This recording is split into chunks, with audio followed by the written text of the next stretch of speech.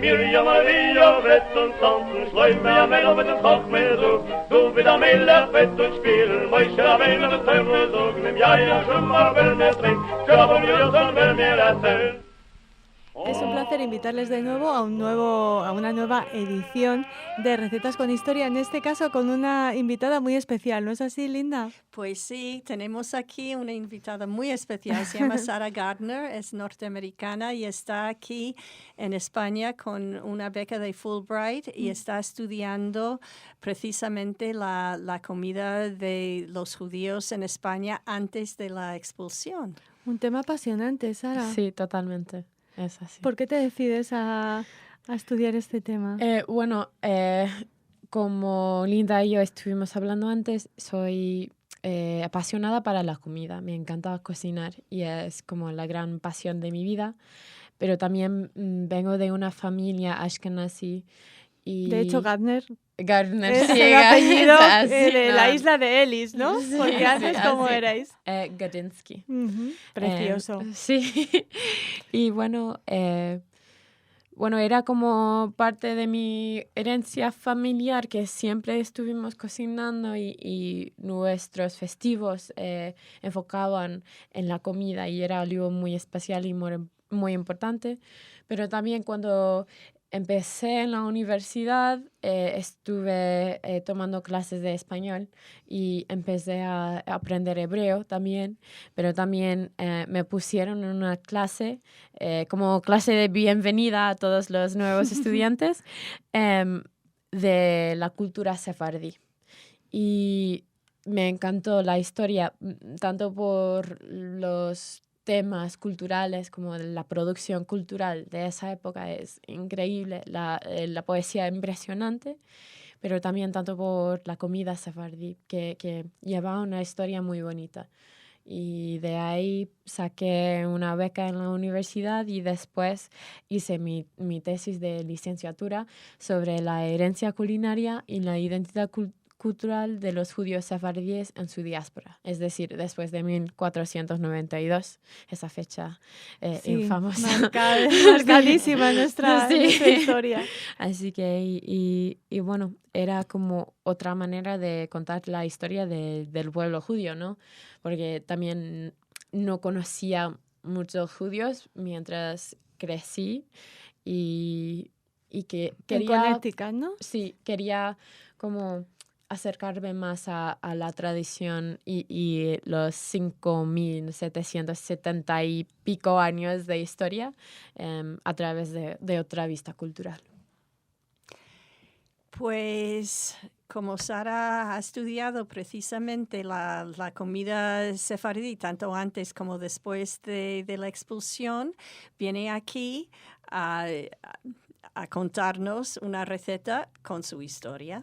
Claro, además una historia que no le resultará extraña a muchos de nuestros oyentes porque se ha hablado mucho de ese posible origen judío del cocido madrileño, ¿no? Claro, claro. Tú eres de las que defiende que el cocido madrileño viene de la dafina. Totalmente. ¿Y por qué lo haces? Bueno, yo Sara? creo que primero nos tiene que explicar qué es la dafina, porque yo creo que hay muchos oyentes que no han oído hablar de la dafina. Sí, claro. No habrá muchos, porque en Radio Sefarad estamos todo el rato hablando de la dafina y de la comida. Sí. Pero bueno, algunas como quedan así ahí por ahí perdido.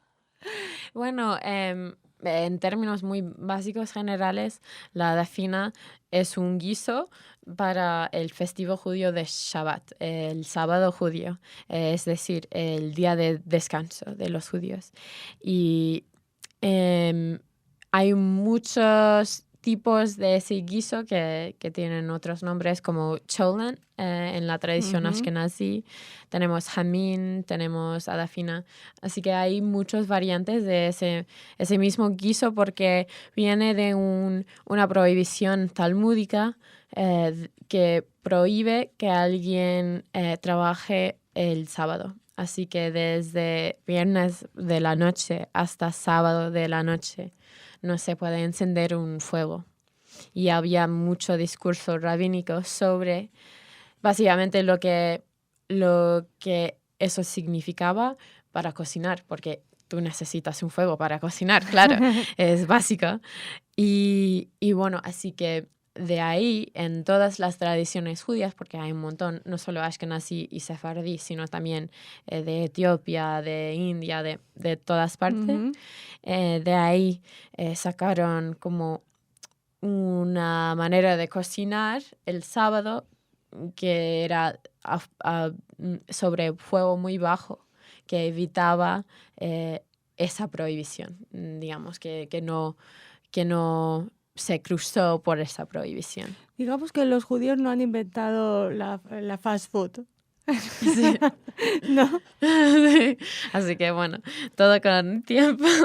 Pues sí, así que de ahí tenemos una especie de cocina judía, ¿no? Que tiene sus raíces en una tradición talmúdica, pero en concreto, lo que realmente me señaló que este plato, adafina en concreto, fuera algo específicamente judío, es porque durante la Inquisición, en todos los procedimientos de la Inquisición, hay un montón de referencias a un guiso que se llama adafina y también tiene como variantes de nombre, como a veces albondiguillas era como el mismo plato, aunque como ya sabemos hoy en día, albóndigas son algo diferente. Diferente de forma, ¿no? Son bolitas de carne picada.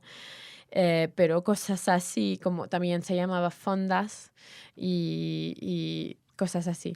Y perdona, Sara, sí.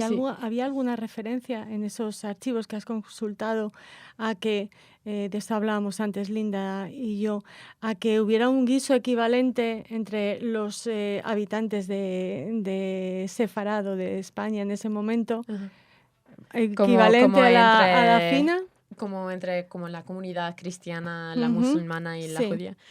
No, realmente no he encontrado algo que lleva como los mismos elementos que son como la base, ¿no? de la adafina. Porque lo más importante de la adafina, aparte de los ingredientes, por supuesto, es esa cocción muy lenta, que es muy característica de la comida judía y también referí a un libro de cocina que uso mucho en el programa de Linda, que es un libro de cocina que viene de la época hispano-magrebí del siglo XIII, que un hombre que se llamaba Ambrosio Juiz y Miranda tradució a español del árabe y era como el libro de cocina del palacio del califa.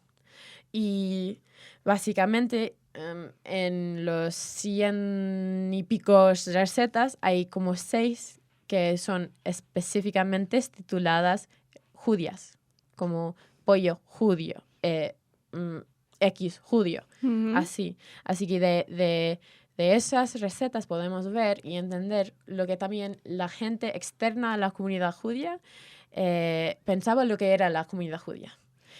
Así que, por ejemplo, en una de las recetas, el tipo de cocción de ese plato es fuego bajo por un buen rato.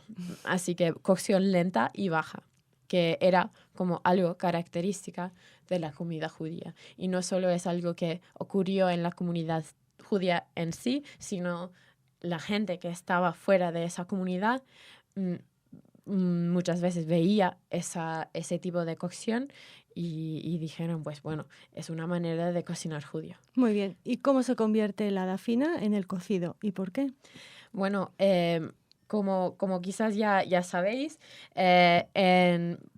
empezando al principio del siglo XIV, había un montón de conversiones, también forzadas, a veces voluntarias, de las comunidades judías en España, tanto en los territorios musulmanes, que todavía eran de poder musulmán, tanto como en los territorios, los reinos cristianos.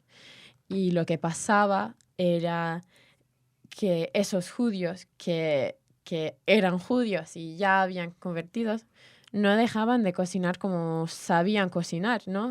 Simplemente echaban carne o cerdo no kasher a los platos que estaban cocinando.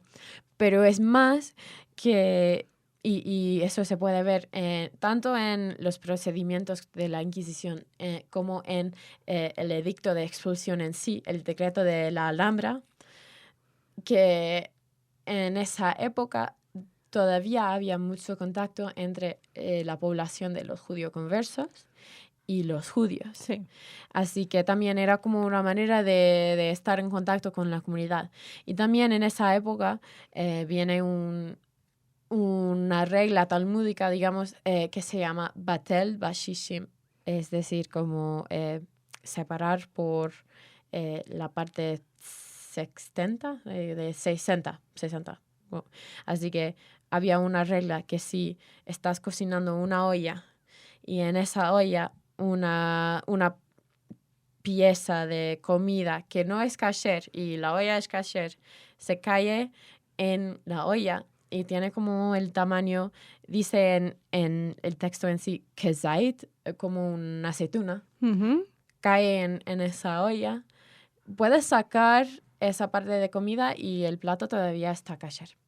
Así que está muy bien para alguien que sea judío converso y que no para sus quiere, vecinos cristianos. sí, y no quiere, sí, así, ser perseguido por la Inquisición. Claro. Para poner algo que no es kasher y después sacar. Retirarlo. Así que tenemos como dos cosas a la vez. Que la gente judía conversa seguía cocinando como sabían, de hecho, de la manera judía, digamos, pero también para fingir o quizás por una gente sí era real, que auténticamente se habían convertido al cristianismo y querían como involucrarse en la comunidad, tanto en términos de su gastronomía como en otras maneras de vivir.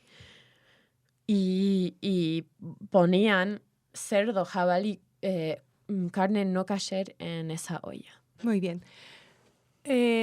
Una pequeña pausa y volvemos con la receta. ¿O quieres añadir algo, Linda? Pues volvemos enseguida, no se vayan, que nos va a dar Sarah Gardner su receta de helada fina.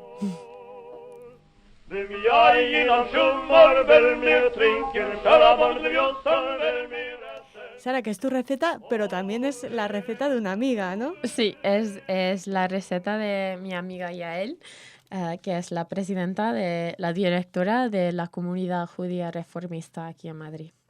Muy bien. ¿Qué necesitamos para hacer necesitamos la fina?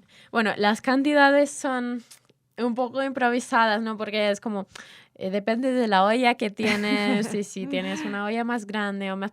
Así que... Como todas las comidas, todos los platos tradicionales, las recetas tradicionales. Lo que yo llamo una receta de abuela. Exactamente. Así, como escrito en un papelcito así amarillo. Pero básicamente siempre lleva huevos blancos con la cáscara, patatas como de tamaño mediano, carne, específicamente del pecho de la vaca, y mi amiga me dijo que ella prefiere la carne del pecho de la vaca de hebras, de morcillo o ajarete, se llama así, aquí.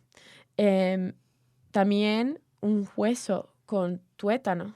Es muy importante. Para darle el sabor, ¿no? Sí, y también como la textura gelatinosa del plato. Pero también hay mucha gente que mete también una pata de una vaca, que hace como la misma cosa, pero lo hace aún más gelatinosa. Así que yo no soy muy de gelatina, así que yo me quedo con el hueso de tuétano. Muy bien. Y garbanzos de tamaño mediano, no las pedrosillas se llaman así, como no las pequeñas, sino medianos. Ok. Miel o azúcar para hacer como una especie de caramelo. Dátiles y después muchas especias. Un poco de comino, cúrcuma, nuez moscada, un poquito de canela, azafrán, pimienta y sal, por supuesto, y una cebolla entera. Y también me dijo que le gusta echar boniato también. Y a mí también me gusta mucho poner zanahorias porque me gusta el sabor. Así que tú también puedes echar lo que te dé la Claro, gana. puedes variar un poco en función de tus gustos. Así que si quieres como por ejemplo apio, no es tradicional, pero tampoco sabrá mal. Muy bien. Así que a veces gente pone aceite de oliva, así que depende de tus gustos, puedes poner aceite o no. Yo sí, y ella sí también ponemos un poco de aceite. Y básicamente haces en una olla grande que se puede poner en el horno, o pones miel debajo en la base de la olla, o puedes hacer como un caramelo como de flan en una sartén y después meterlo en la olla. Bien. Y después poner los dátiles que mientras está cocinando se deshacen, que está muy rico. Y después pones las especias y después todos los ingredientes duros. Bien. Es decir, las patatas, la carne, los garbanzos y los huevos. Son como la capa básica Bien. del plato. O sea que no se dejan los garbanzos en remojo como se suele hacer para el cocido. Sí, es verdad. Sí, pones los garbanzos a remojo. Y yo lo he hecho sin remojar y con remojar, y a mí me sabe igual también porque cueces los garbanzos por tanto tiempo que realmente se deshacen y depende si quieres. De la calidad como... del agua también. Sí. Bueno, pero ella sí que los pone a remojo y recomiendo que vosotros hagáis el mismo. Así que pones los garbanzos en remojo en la noche anterior. Muy bien. Y después puedes ponerlos en la olla así. ¿Y los huevos? Y los huevos blancos... ¿Pero cocidos o...? No, sin cocer. Ajá. Pero con la cáscara. Sí, se cuecen durante todo el proceso.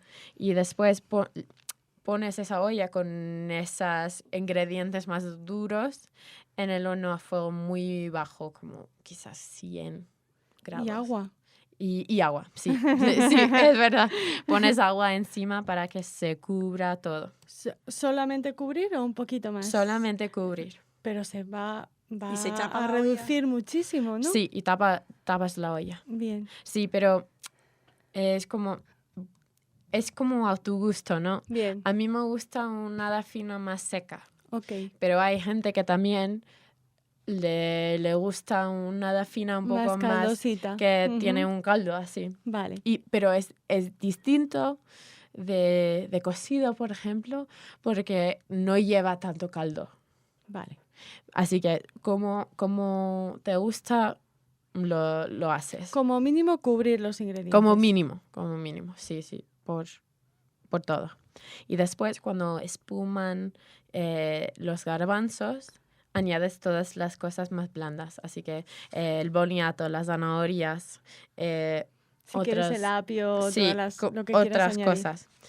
Y así se lo cuece a fuego muy bajo hasta que como se cuezca todo. Bueno, si lo estás haciendo a la manera tradicional, sería como 12 horas en un horno toda la noche anterior se cuece.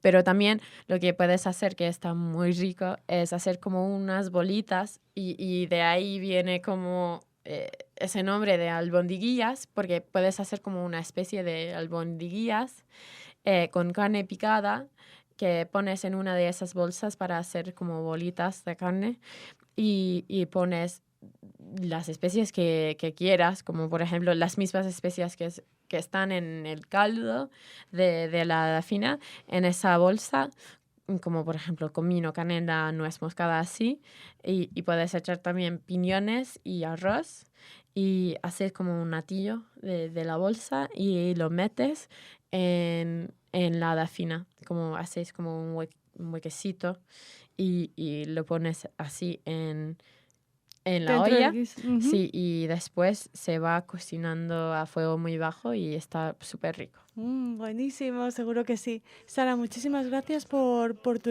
interesantísimo trabajo y por esta maravillosa receta de la dafina. Gracias a ti.